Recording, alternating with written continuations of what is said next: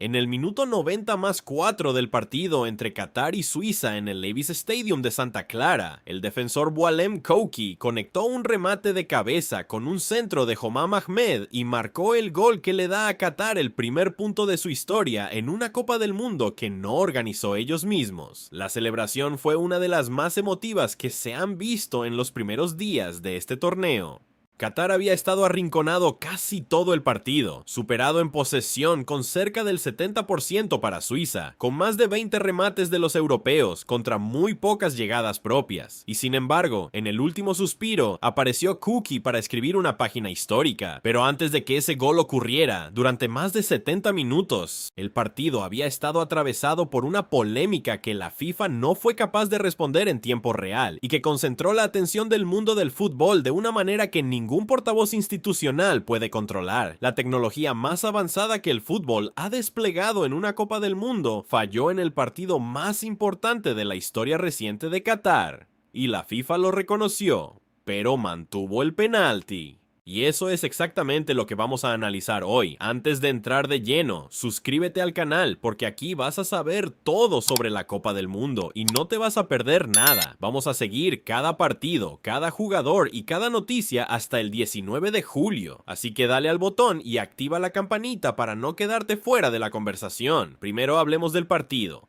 Porque más allá de la polémica, hay una actuación que merece reconocimiento. El portero catarí, Mahmoud Abunada, fue el mejor jugador del partido. Suiza fue superior durante prácticamente todo el encuentro, creó las ocasiones más claras, generó remate tras remate, y Abunada respondió de manera monumental en varias oportunidades para mantener la diferencia en solo un gol. Sin esas atajadas, el partido no habría llegado al minuto 90 con Qatar, con posibilidades matemáticas de empatar, y cuando llegó el descuento, con Suiza que ya parecía segura de su victoria minimalista, Qatar encontró el centro perfecto de Homam Ahmed por la izquierda, y Kouki se anticipó a su marcador para cabecear con potencia y superar al portero Gregor Kobel, 1-1. Primer punto de Qatar en la historia de las Copas del Mundo fuera de casa. Una celebración que mezcló emoción real con la conciencia de que ese punto estaba teñido por todo lo que había ocurrido antes en el partido, porque la historia del sábado 13 de junio en Santa Clara no empieza en el minuto 90+4, empieza en el minuto 14. En esa jugada, el atacante suizo Remo Freuler recibió el balón dentro del área de Qatar. El portero Abunada salió con fuerza y derribó a Freuler. El árbitro Said Martínez, de Honduras, señaló el punto de penalti de inmediato. Hasta aquí, una decisión que en la cancha parecía clara. El portero salió y derribó al jugador dentro del área. Penalti. El problema no fue la decisión, el problema fue lo que ocurrió después, cuando el VAR intervino para revisar si existía una posición adelantada previa a la acción. En todos los partidos de esta Copa del Mundo, hasta ese momento, cuando el VAR revisa una jugada con el sistema semiautomático de detección de fuera de juego, la transmisión oficial muestra la animación gráfica en 3 dimensiones, con las líneas que determinan si el jugador estaba en posición legal o no. Es el sistema que la FIFA presentó como una de las grandes innovaciones tecnológicas de este torneo. Transparencia total, dijeron. El aficionado podrá ver exactamente por qué el VAR tomó su decisión. Pues bien, en el minuto 14 del partido entre Qatar y Suiza, cuando el VAR revisó si Freuler estaba en posición adelantada antes de recibir el balón que generó el penalti, esa animación no apareció. En su lugar, los espectadores de todo el mundo vieron en pantalla solo las palabras comprobación completada, sin líneas, sin gráficos, sin imagen en 3 dimensiones, nada.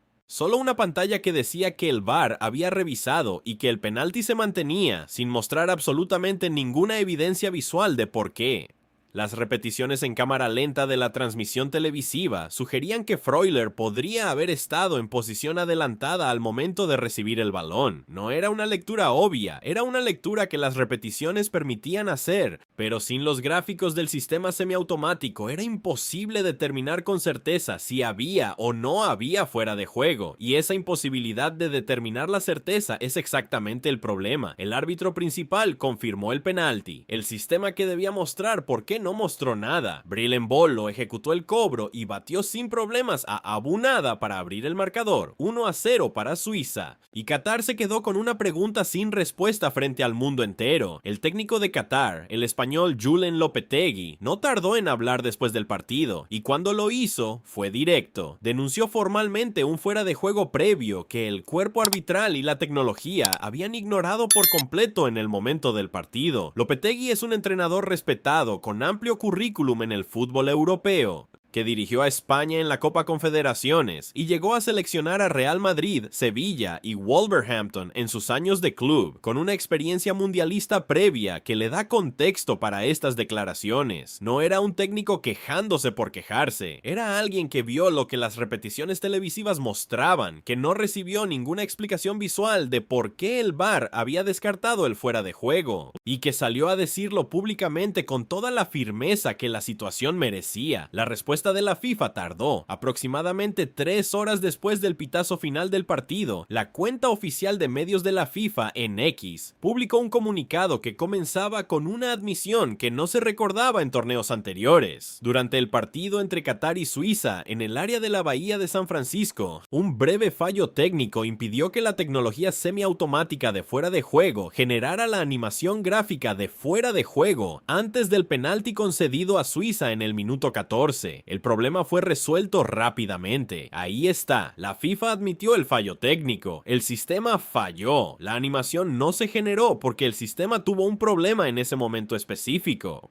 La FIFA publicó junto al comunicado las imágenes internas que el equipo del VAR utilizó durante la revisión, con las líneas digitales que determinaron la posición de Freuler. Según esas imágenes, el jugador suizo no estaba en posición adelantada. El penalti fue correcto. El VAR revisó con normalidad usando sus herramientas internas. Llegó a la conclusión de que no había fuera de juego y mantuvo el penalti. Pero el sistema que debía traducir esa revisión en una imagen visible para el mundo entero se cayó exactamente en ese momento. Y aquí está el problema real, y es uno que la FIFA no puede resolver con un comunicado publicado 3 horas después del partido, en un torneo donde la credibilidad del arbitraje y de la tecnología ya venía cuestionada, donde el árbitro brasileño Wilton Sampaio generó polémica en el partido inaugural entre México y Sudáfrica con 3 expulsiones y una explicación tan confusa que los jugadores sudafricanos no entendían qué les estaba diciendo, donde la FIFA lleva días gestionando controversias de toda naturaleza. Un fallo técnico en el sistema más avanzado que el fútbol ha desplegado en un mundial no es simplemente un contratiempo operativo.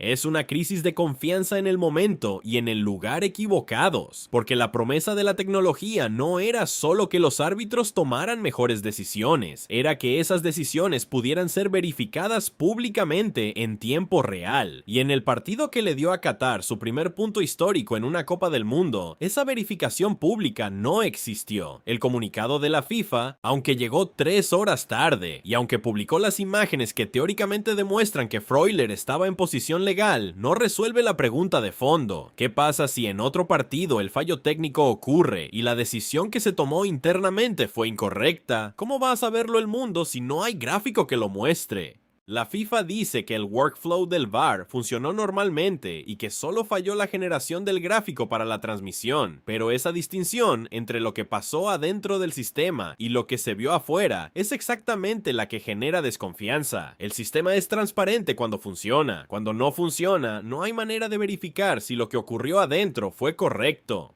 El partido terminó siendo también un catálogo de las oportunidades desperdiciadas por Suiza, que con su 70% de posesión y sus más de 20 remates, debería haber cerrado el marcador mucho antes del 90+4. El delantero Embolo tuvo oportunidades claras para hacer el segundo.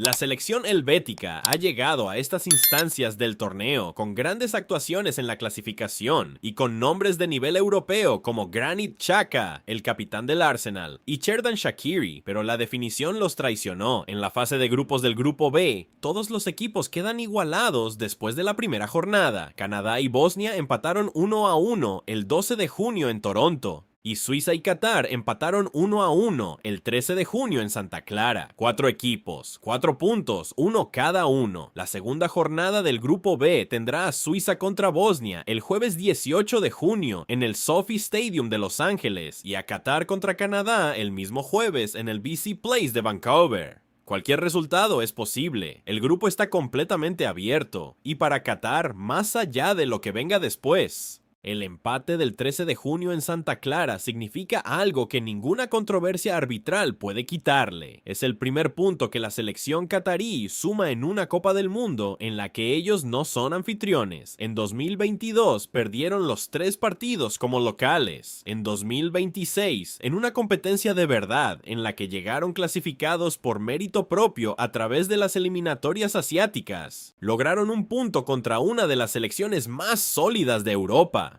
Kuki celebró con las manos hacia el cielo. Abunada celebró en su portería. Y en Qatar, ese gol a los 90+4 fue exactamente lo que necesitaban. Y ahora las dos preguntas para los comentarios, porque este partido generó mucha conversación. La primera, ¿crees que la FIFA debería haber demorado la ejecución del penalti hasta que el sistema técnico volviera a funcionar y pudiera mostrarse el gráfico en pantalla? ¿O crees que fue correcto mantener la revisión interna del VAR y ejecutar el penalti aunque el mundo no pudiera ver por qué? La segunda, que es la de siempre, con el grupo B completamente igualado después de la primera jornada, ¿quién crees que avanza de ronda? ¿Y quién es para ti el favorito de esta Copa del Mundo? Déjame tu respuesta en los comentarios. Los leo todos. Seguimos aquí hasta el 19 de julio.